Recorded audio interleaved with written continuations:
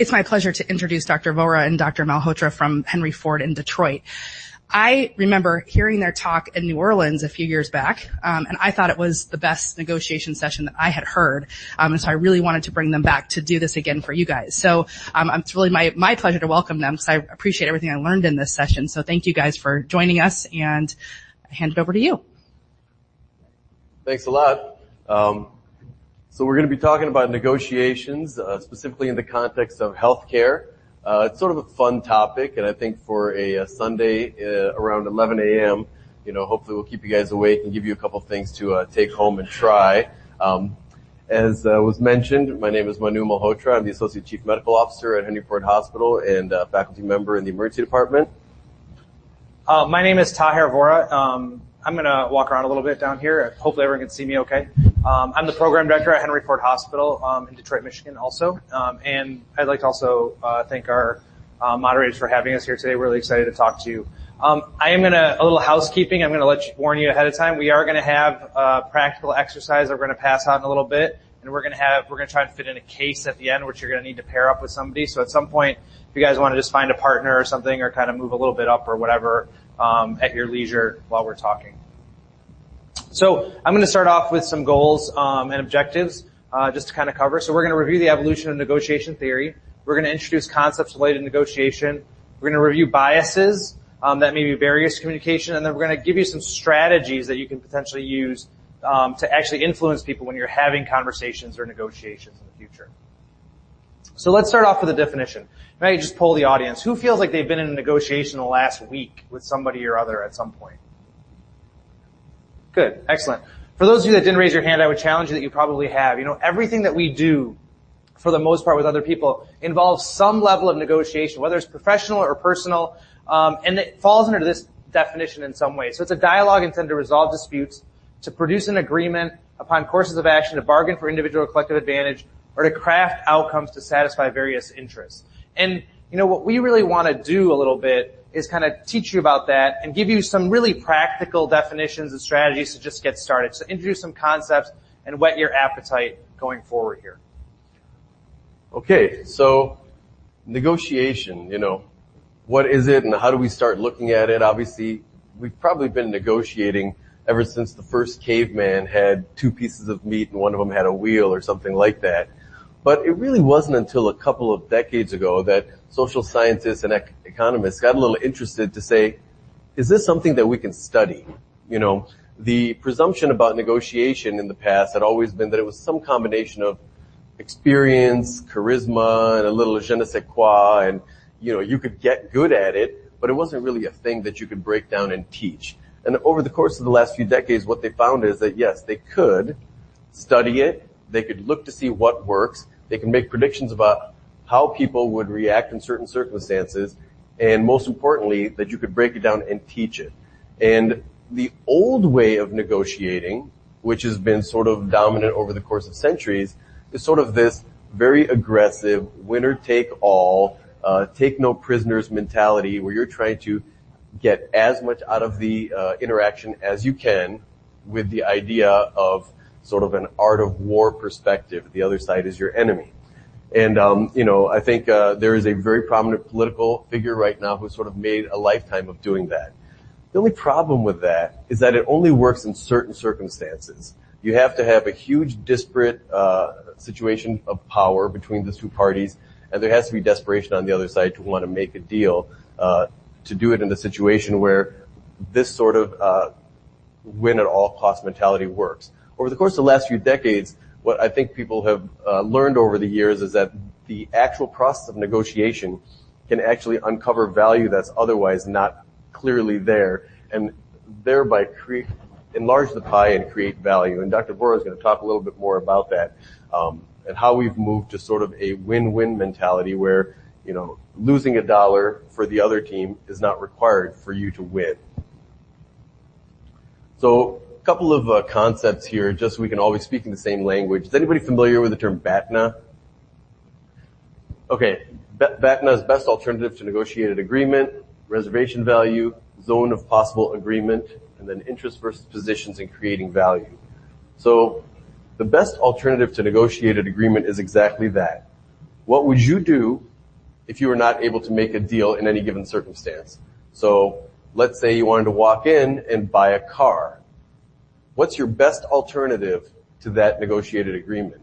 If you couldn't make a deal on buying a car, what would be an alternative that might be your best alternative? Any thoughts?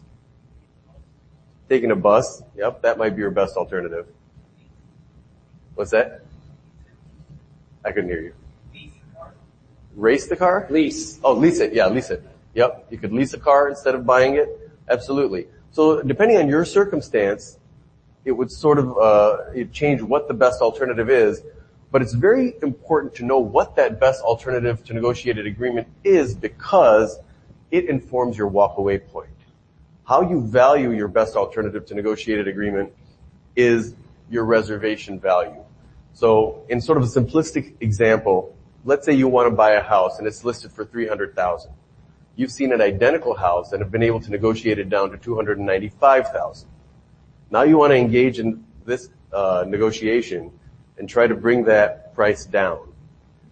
Your best alternative to negotiated agreement is the other house you already have on ice over there for $295,000. That puts your reservation value at $295,000. No matter how well the negotiation is going, if it doesn't get below $295,000, there's no deal for you. That's your reservation value. The seller may say, in his mind, that he wasn't willing to go over under $290,000. So between the seller's reservation value and the buyer's reservation value, those $5,000 between $290 and $295 is potentially the zone of possible agreement. Does that make sense? Okay. So Batna, your best alternative to negotiated agreement, is something that's really important for you to know and for you to not tell who you're negotiating with. There's a very, very interesting story that sort of makes the rounds in negotiation circles is when Teddy Roosevelt was running for president, they printed out 3 million flyers and were ready to start distributing them, only to find out that the picture that they had used was not something that they owned the copyright for. So they worked out the math on it and figured out it would probably end up costing them $1 per flyer, of which they had 3 million, if they were to go ahead and just end up dealing with some legal trouble. If they were going to reprint all the flyers, that was also an unacceptable amount of money. So they're in a really, really tight situation. So what do you think they did? Any thoughts? Any ideas? How do you approach that?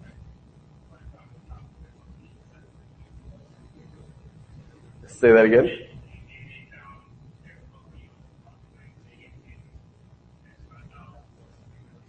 That's right. So a really, really natural way of approaching this would be to sort of appeal to that group and say, hey, how about this more reasonable amount of money? The interesting thing is most people think that way, and it depends on looking at your best alternative to negotiated agreement, which is not very good. What they actually did was they sent a telegram to the publisher of that picture and said, we're going to be distributing flyers, 3 million of them, with the likeness of Teddy Roosevelt. Whoever's picture we use will get a lot of publicity. How much would you be willing to pay for that honor? And they actually got a response that said, well, I'm interested, but all we can afford is $250. And they're like, fine, we'll take it. But that's sort of this idea of knowing what the entire zone of possible agreement is. And that's what the Zopa is. Your reservation value and their reservation value. And too often we only know our own. So it's sort of important to think to your own self, what do you think the other party's Batna is? And in the end, all of the hard work that you do in preparing for a negotiation, in many ways, sort of comes down to how well you identify your and their Batna, and then the rest of the work is actually trying to create and get value out of that. So I'm going to continue a little bit with the kind of concept. So I hope you guys had a chance to understand a little bit the idea of Batna and Reservation Value, Zopa, and we're gonna come back to it again because we really think it's really important when you leave this talk, you really have those down. I want to talk a little bit about this idea of positions versus interests. So positional bargaining. So this is some of the continued idea of the evolution of negotiation theory. So positional bargaining is really kind of the what. So it's what your position is or your stance is in the negotiation. And that was really the traditional way in which negotiations were approached. What this inherently does is lead to something called distributive bargaining, and I'll talk to it more in a little bit. But it's this idea of zero-sum negotiation, that there's an amount of value and that value has to be split up. The other way to approach negotiations is really interest-based bargaining, and so interest-based focuses much more on your overall interest as opposed to your position. And this is really, if you want to think about it easier, it's really the why in a negotiation. Why are you specifically doing a specific negotiation? And if you can get to the root of that, that opens the door to potentially having a much more collaborative discussion and then creating some value in that negotiation. So let me give you an example about this to make it a little bit more real, of trying to give you an idea of the difference between position and interest-based bargaining, because we really think that this is a very fundamental thing to kind of understand when you're done here. So you have two chefs who are cooking together, and they both need an orange to finish their recipe. There's one orange left. And so in a positional bargaining situation, what they decide is that they're going to cut the orange in half, and they will each take half of the orange and use whatever they can. So they cut the orange in half, and they equally distribute the orange between them, because that was their position. What do I need? I need an orange. What do you need? I need an orange. And they split it up in half. Subsequently, what happens is chef number one takes that orange and peels the rind off and uses it in his recipe. Chef number two squeezes the orange and uses the juice in her recipe. And so now you have these situations where they actually use this orange differently.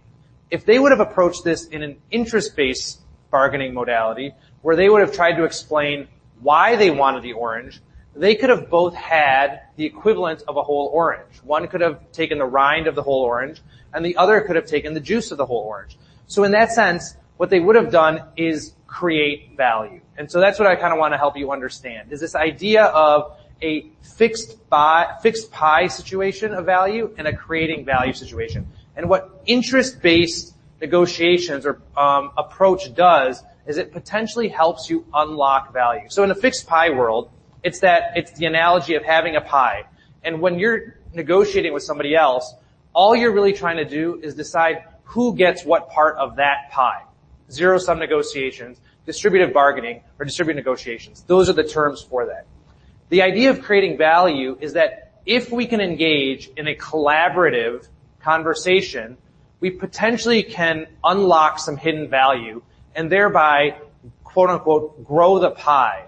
And so by growing the pie, eventually you're still going to distribute what that value in that pie is. But if you're able to grow the pie through the actual course of your negotiation, what you're left with is the value that you extract from that negotiation may very well be more than what would you've gotten in just a straight distributive setting, because you've grown the pie. So both people could actually get the same amount that you might have gotten in the original negotiation if just one person had gotten it. Does that make sense to people? So interest-based bargaining really is necessary to kind of get to a place where you can potentially create value in a negotiation.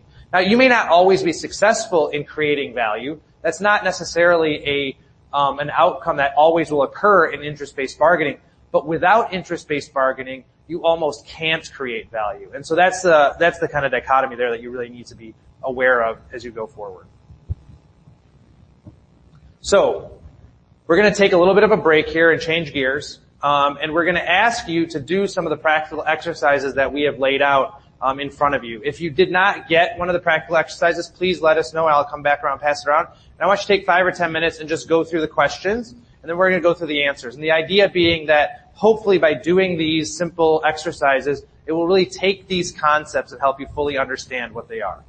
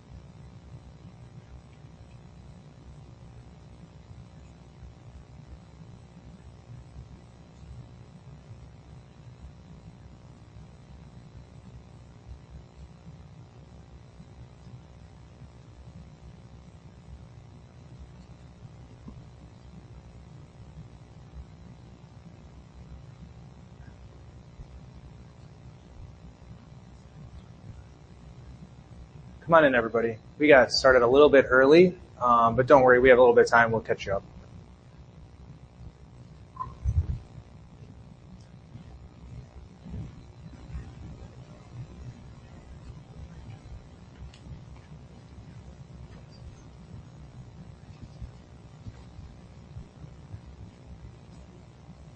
Okay. Hey, Chris. Go grab a couple more.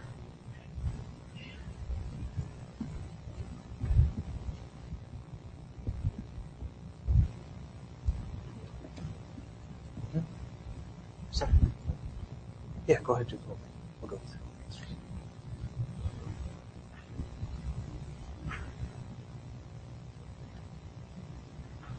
Morning.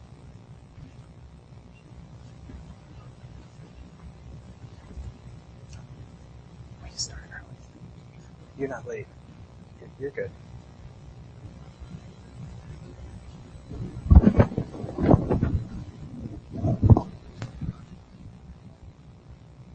So we'll take a couple minutes just to let the people who just stopped in just at least read the questions, and we'll go into a little more detail when we answer them for everybody. So it should cover most of the concepts that we covered just prior to you getting here. So you should be fine.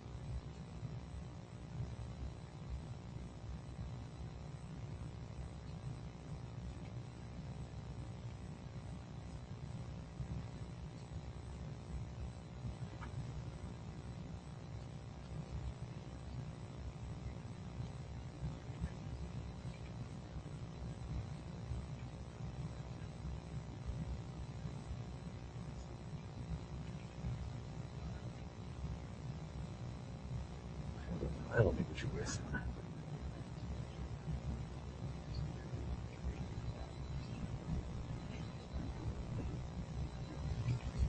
Right.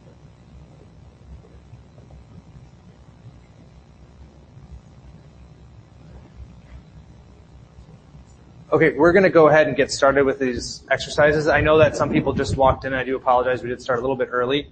However, when we go through the answers, so these practical exercises were intended to kind of cement some of the concepts that we just covered in lecture format. And so as we go through the answers, we'll make sure those of you that just walked in get a good understanding of what they are. And if you have any questions about them, just grab us after the talk and we can talk to you about these 5 concepts that we just covered. And then we're going to continue with the rest of the talk that you guys can participate in. So question number 1. So you're driving an old Honda that requires constant repairs and would like to purchase a new Ford. You'd be willing to spend $8,000 on the new car, but are willing to go up to $10,000.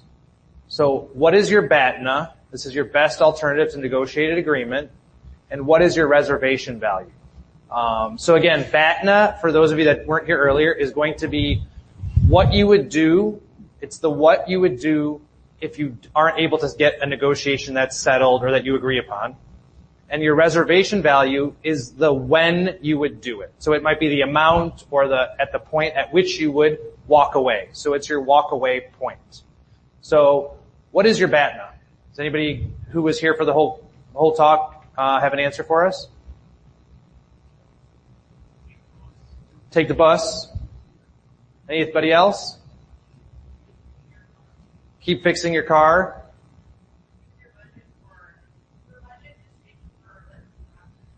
Yep. Use Uber and Lyft until you run out of money. Good. What is your reservation value?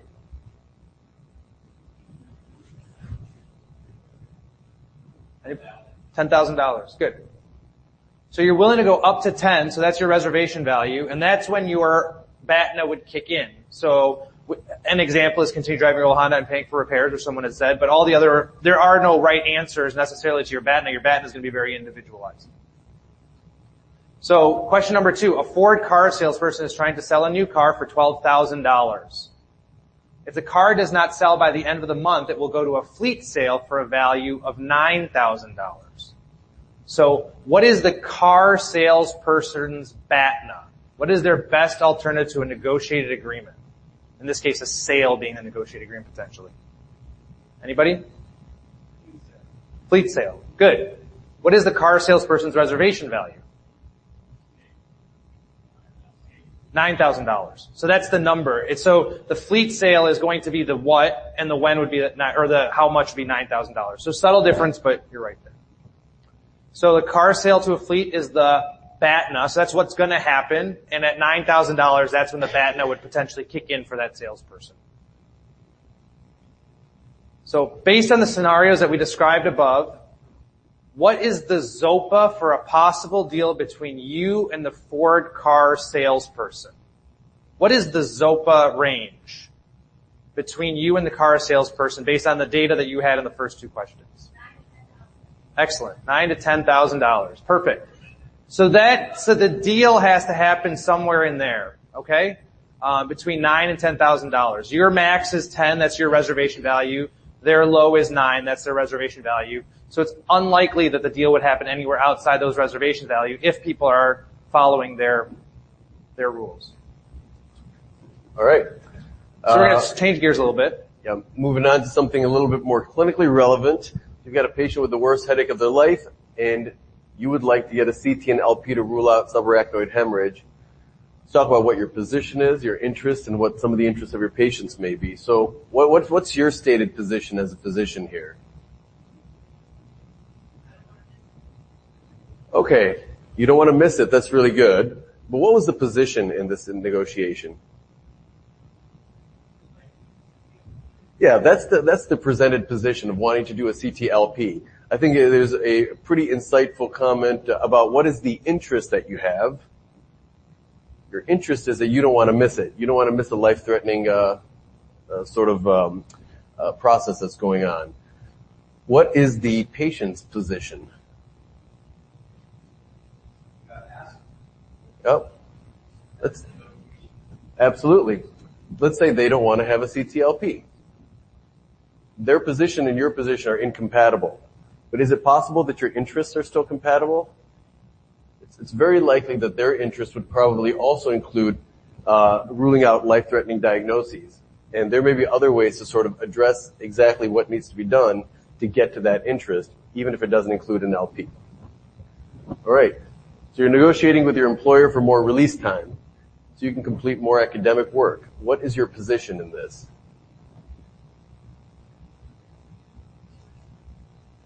Any thoughts? Good. Time off. More release time, more time off, absolutely. And what is your interest? Why do you want that release time? Yeah, so you can complete more academic work. Okay, so that's your interest.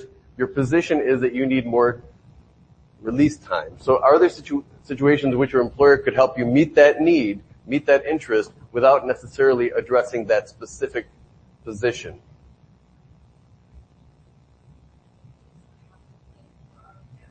Exactly, yeah. So find some other way of helping your academic productivity, whether it's hiring support staff, whether it's taking other stuff that you're not interested off the plate, provide educational courses that might make you more efficient. And then finally, you're negotiating with your employer for a higher salary so you can pay for daycare. What is the position that you have here? Higher salary. And what is the interest?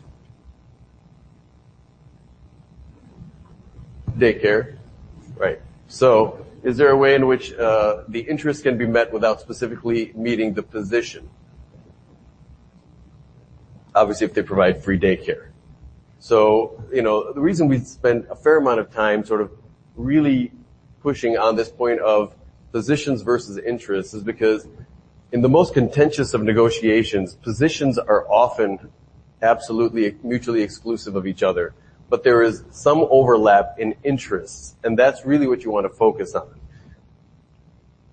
Now we're going to be moving on to sort of the next more interesting part of the talk, in my opinion. We're going to be talking about human biases and how they affect our judgment, and strategies of influence and how we can leverage those. So I'm going to get started on the biases section in just a second, but does everybody understand that interest and position portion? I agree with Dr. Malhotra, and that's a really important part of when you're having negotiations, whether it be in a professional setting or a personal setting. If you can get to the other person's interest, you potentially can get to a solution that might be what might be considered outside the box or something different, but that frees up the other party to help you in a way that they otherwise might not be able to. Was it clear? Did anybody have any questions about that portion of the exercises? Okay. So I'm going to talk a little bit about biases on a few slides here. We are all hardwired in some way with some emotional responses to certain scenarios and things that might happen to us. And I think being aware of those particular biases is really important because it can help you in two ways. One, when you're in a negotiation, some of these biases may actually impede your ability to complete the negotiation. So getting to a place where interest-based bargaining and or looking to create value, that may be challenged by a particular bias that you may have. You can also use the biases that we might describe to your advantage by using them in the other person. So if you're able to elicit those biases or know that they exist in the other person, you may be able to use that to your advantage during the negotiation. And some of that will spill into the strategies of influence that Dr. Malhotra is going to talk about in just a little bit here. So the first bias I want to talk to you a little bit about is this idea of a fixed pie bias. So we've talked a little bit about the idea of the fixed pie or zero-sum or distributive negotiation, where actually we're emotionally wired in some way to have a bias towards the idea of a fixed pie negotiation.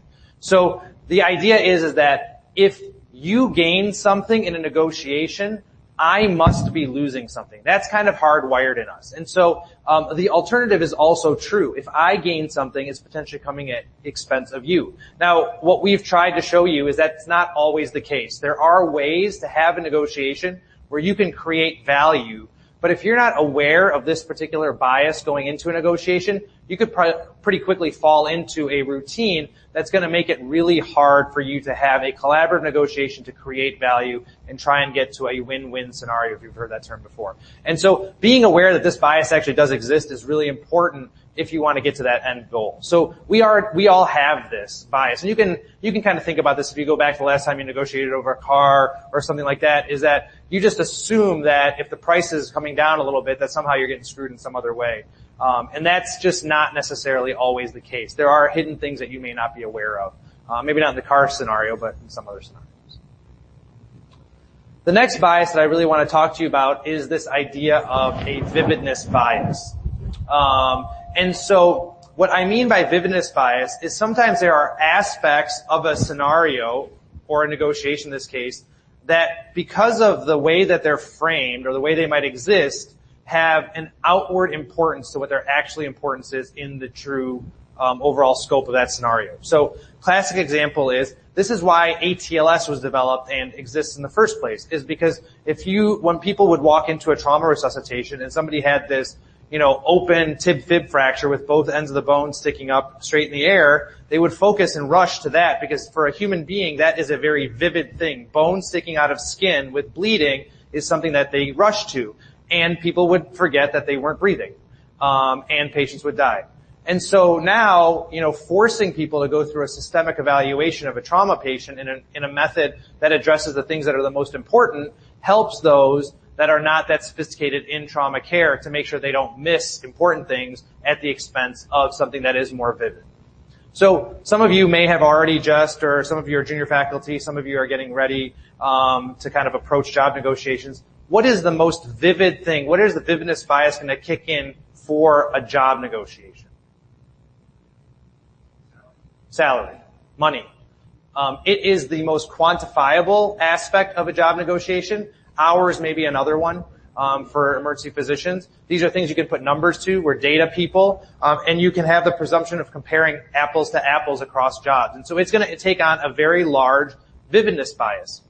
However, when you actually sit down and think about it, it may not be the only way to quantify value in a scenario, especially for you. And there may be a lot of other things that you're looking at that you can't put an objective value on, but may be just as important. Location or proximity to family and friends, other geographic considerations, future career opportunities, mentorship, et cetera, et cetera. These things are much softer, maybe more important, but because they're not vivid, they may fall down in your overall evaluation of the situation. So you need to be aware of this particular bias if you're going to have a successful negotiation. Does that make sense to everybody? The next one I want to talk a little bit about is escalation of commitment. And so this bias is why auctions exist, why they work at all, is that once you get emotionally invested in a particular scenario or a negotiation, you are likely to continue to try and be successful in it, despite the fact that if you were at that point from the beginning, you would not have continued. And so the reason that you really need to be aware that this bias exists is that before you start a negotiation, it's really important for you to sit down and do your homework.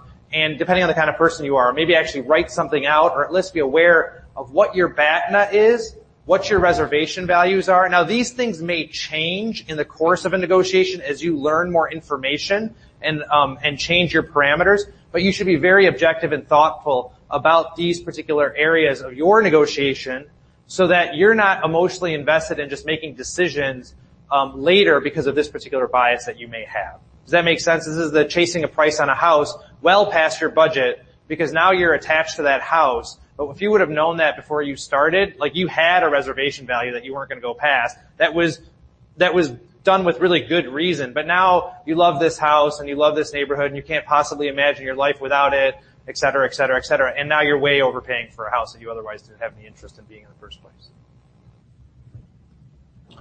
The last one that I'm going to talk about is susceptibility to framing. So this bias is a little bit harder for people to get their heads around, and we can talk to you about it afterwards if you have any questions about it. But it's the idea that human beings, that framing of a scenario, whether it be positive or negative, is going to influence the amount of your actions and the risk that you're going to be able to take or how you're going to get it. So if you have a potential of gain, you are much less likely to take risk than you are to avoid a loss. And so there was a study that was done. They had PhDs with a early sign up for a class. 93% signed up if there was going to be a late penalty. So if you were going to lose something, they were much more likely to sign up compared to 67% that signed up if there was an early sign up discount. So to gain something, there was less of a perceived incentive to want to do it when the amounts were the exact same. So the way that you frame something or that's framed for you may somehow make a difference on how you act on it. This is also true in like gambling. So people are much more likely to take larger, riskier bets if they're down because they're trying to avoid a loss. So they'll take a lot of bets to gain their money back because they want to avoid that loss versus if they were at neutral, they're less likely to take those same large bets to get a potential gain because they're at neutral. So to take risks to go up is hardwired against what we want to do, but to take bets to get back to zero or to avoid a loss is much more likely to do. Does that make sense to everybody? So you should be aware of this bias, but you can potentially also use that bias, as Dr. Malhotra is going to mention a little bit here, in your strategies of influence. Right. So now that you guys know all the ways in which we are biased, you can leverage those to improve the outcomes and hopefully you'll use your abilities to do good in the world. And one of the ways is leveraging what Dr. Vora was just talking about.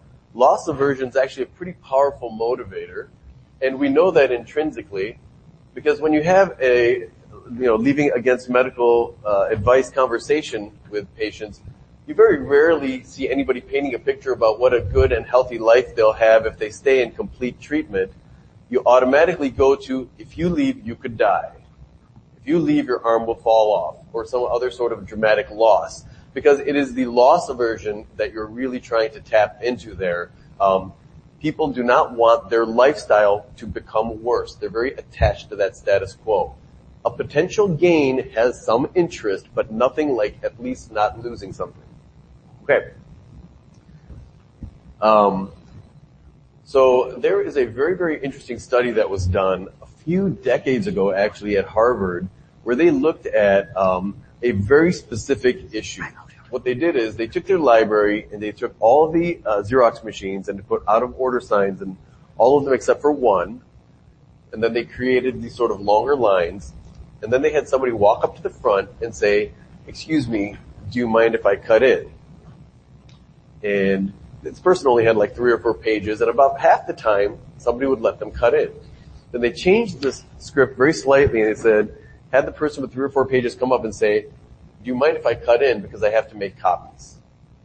It's a very, very inane justification, because I have to make copies. So they did this, and now over 90% of people let them cut in. So why should that be? It was because they were very specifically studying the impact of the word because. The word because triggers in our mind the belief that this is a justified request. And we have a very, very strong sort of inner image of ourselves as reasonable and accommodating and overall nice people. So when somebody comes up to you with a reasonable and justified request, it's very hard to turn it down. That is the trigger that the word because puts in to somebody's mind. So if you're in a negotiation, whether it's for salary or whatever, it is a much, much stronger argument to put in a because.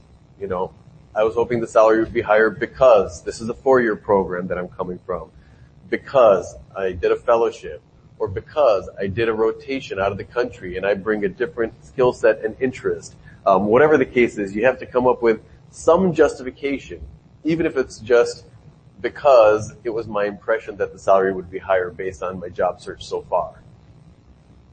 Pretty inane, always true, but there has to be some justification.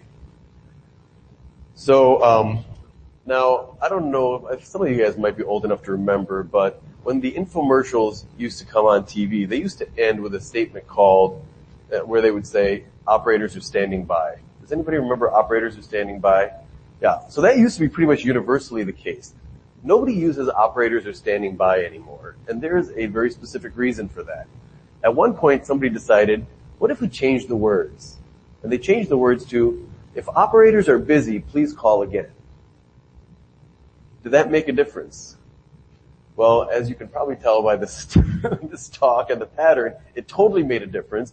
And you can almost imagine why. When somebody says operators are standing by, in your mind, you're seeing, an entire phone deck in a room with tumbleweed rolling by. Phones are not ringing. You don't even want to have anything to do with that. If operators are busy, please call back is like a party that you're not invited to. You're trying to call. You might not even get in. Everybody's doing it. And as much as it seems like we wouldn't jump off the bridge, it turns out that we totally would. So what other people do does matter, and it impacts us a lot. It's called the power of social proof. And the less that you know about the value of something, the more likely you are to cling to the general consensus on something. Okay? One way that this is leveraged in medicine is if you want to get a very high number of patients tested for HIV in your ED, you can go from opt-in screening to opt-out screening. So when you ask somebody, would you like to be tested for HIV, now you've put them to the test of this huge mental gymnastics that they have to do to be like, do I need to be tested for HIV? person who should be tested for HIV? What does that mean? If you say, we test everybody for HIV, if you have no objections, we'll also test you, suddenly it's like, oh, all right, go ahead. So, the way things are phrased can make a big difference. And in this case, you would be leveraging the power of social proof. Have any of you guys ever gotten a survey in the mail with $1 in it? Do you guys think it makes a difference in your likelihood of filling that out? Yeah, it absolutely does, even though generally in this room, people believe that it does not. But it actually works better than nothing being in there. It also works better than $10 or $25 gift certificates as a promise for filling out the actual surveys. And why should that be? It's totally bizarre. It's not the amount of money. It certainly doesn't change your lifestyle. You don't owe them anything. You didn't ask for that $1. But again, this goes back to this idea of reciprocity that human beings are really hardwired to want to engage in. If somebody gave you $1, you now feel obliged to give them something. And even though you didn't want to be part of this transaction, and the $1 means 0 to you, it doesn't matter because the damage is already done. And that strategy is token unilateral concessions. It's token. It doesn't mean anything from a value standpoint. Unilateral. It has to be unilateral because now you still owe them something, or vice versa. So one interesting utilization of this is, let's say you've got a patient who's really, really acting out, really getting mad and aggressive. Nurse tells you, can you go in and talk to this patient? You go in with a pillow and a blanket and say, hey, it's kind of cold in here. Do you want a blanket? Do you need a pillow? Set the guy up and say, okay, so you seem kind of upset. Tell me what's going on. That is one conversation, as opposed to you walk in and say, hey, you look a little upset. Can you tell me what's going on? As you can imagine, it goes a little bit differently when the stage is already set with this feeling that they want to reciprocate to you. One of our nursing administrators is awesome at this, and every time there's a meeting, especially if there's going to be a discussion about something that's really, really going to be difficult to get to an agreement on, she walks in and she's always asking people, hey, does anybody want any coffee? And she's going out there and making coffee for them and bringing it in. And it just sets the stage. You just can't be a jerk to somebody who just offered you coffee and then made it for you. All right. Let's say you guys want to buy a $500 game console. It's available next door to your house for $500. You could drive 15 minutes away in your car for a discount. How low would the price have to be for you to get in your car and go do that? Just throw out a number. It doesn't have to be accurate. Something that seems right. Anyone? 50? It'd have to be $425, 50 to 75, 50 to $100 maybe? All right. Now let's say you want to buy a $10,000 flat screen TV. It's available right next door at $10,000, or you could drive 15 minutes away. How much cheaper would it have to be for it to be worth your while? Thoughts? Throw out a number. 500. Okay. So on the game console, the number is 50 to 100. On the $10,000 TV, it's 500. But what's interesting in both scenarios, from an economic standpoint, the only thing that you are valuing is the time, effort, gas that it takes to go somewhere 15 minutes and come back. At the end of both situations, if the discount's $50, you'll be $50 better off. So the reference points are what are impacting your feeling about what's worth it and what's not worth it. But from an objective standpoint, you're only valuing your time and effort in going there. Does that make sense? That's the power of using reference points. So, let's say you have an emergency department that has an observation unit attached to it, and you have 2 observation unit nurses, and you kind of want to go up to 3. If you put in a proposal to increase observation unit nurses from 2 to 3 because you think that there's a safety issue, related to ED and observation care, that has a much harder that's a much harder sell than if you say, we have 51 nurses in our ED/observation unit. We want to go to 52 because we think that it's important from a safety standpoint. It's still one more nurse, but increasing your complement by 50% versus by 2% is a very different impact on the person who's trying to help make decisions.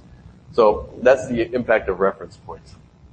So that's a few, sort of interesting biases and the ways they can be used in actual negotiations.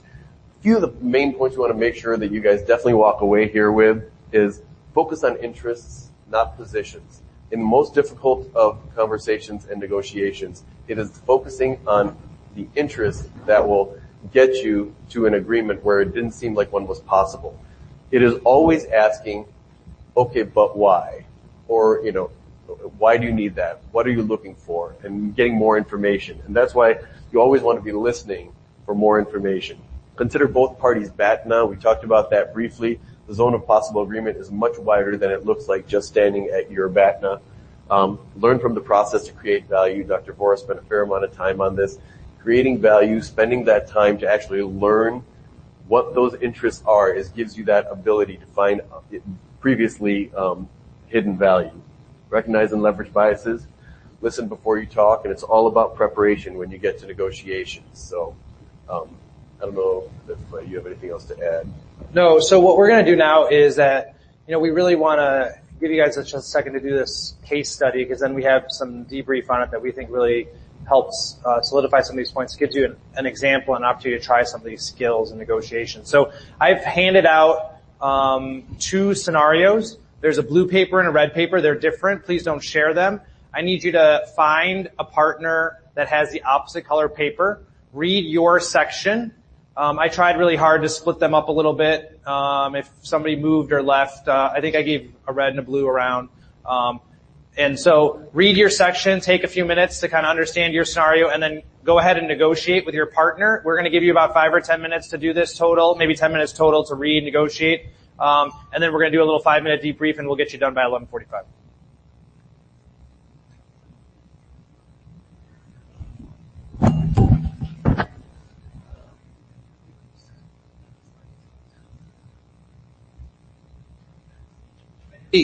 If anybody doesn't have a scenario or wants a different color, please let me know. We can just raise your hand. I'll come grab you one.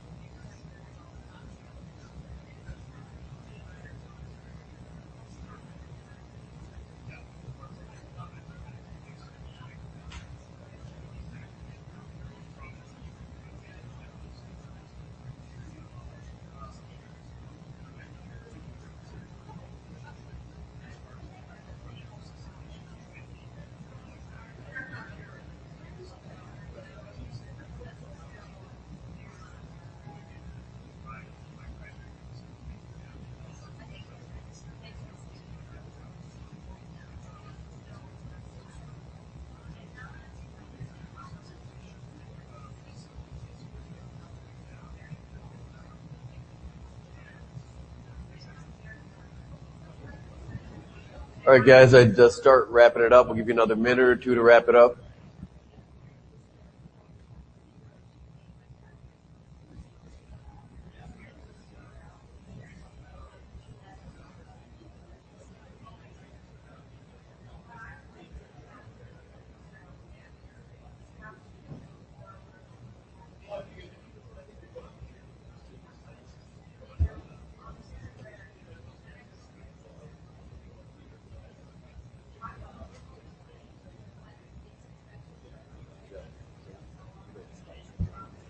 Yeah, they're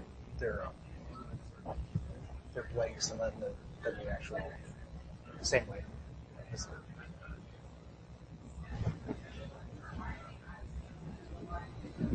okay.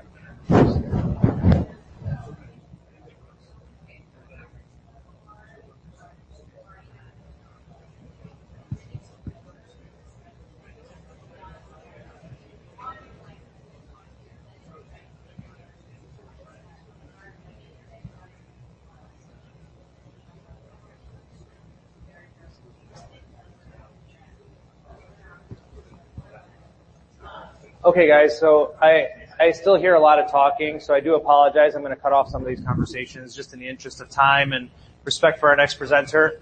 If you guys do have more questions, we can always answer them afterwards about this particular case. So let's go ahead and talk about the case a little bit and some of the questions that I have for you and kind of analyze it together as a group and do like a group debrief. So just kind of first to kind of help solidify some of these concepts. So what is the ED chairperson? So for those of you that didn't realize it yet, there were two scenarios. One of you was the ED chairperson and one of you was the director of trauma for this particular negotiation. So what is the ED chairperson's Batna? And what is the director of trauma's Batna? So the Batna, again, is our best alternative to a negotiated agreement. So this is the what. So what's going to happen if they cannot get to a negotiated agreement? And since some of you were still talking, some of you weren't able to get to a spot, so what is now going to happen to each respective party as a Batna? Anybody?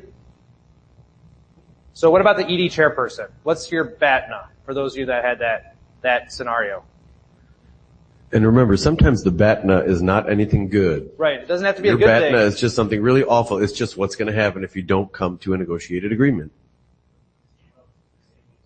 Correct. So CMO is going to make a decision likely not in your favor and is going to make a decision for you. So that doesn't seem like a great thing. So they have incentive to come to a negotiated agreement because their BATNA sucks.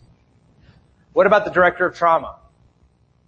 What is their BATNA? If you can't negotiate this agreement, what is potentially an outcome that's going to happen to you in their scenario, for those of you that had the trauma scenario?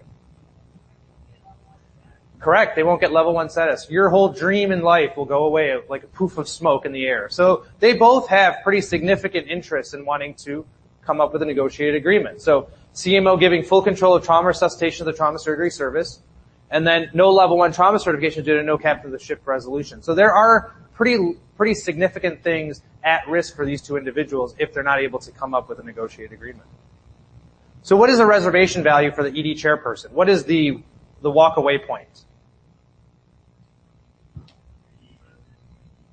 Correct. So the ED residence procedural experience, that's their actual walk-away point. So not the captain of the ship designation, not full control of the trauma resuscitation, but the residence procedural experience is the ED chairperson's walk-away point.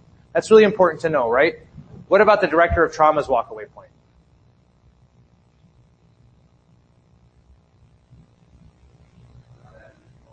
Correct. So the captain of the ship designation, because you can't get that ACS designation without it. So they need that. They need to have that captain of the ship designation. So these reservation values are the when. So you reach this point, then your BATNA is fine, because that's when your BATNA is essentially what's gonna happen with your BATNA, right? So why continue negotiation if you can't get these things? These are your walkaway points.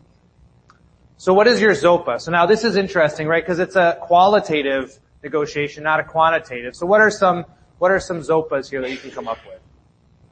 What are some zones of possible agreement?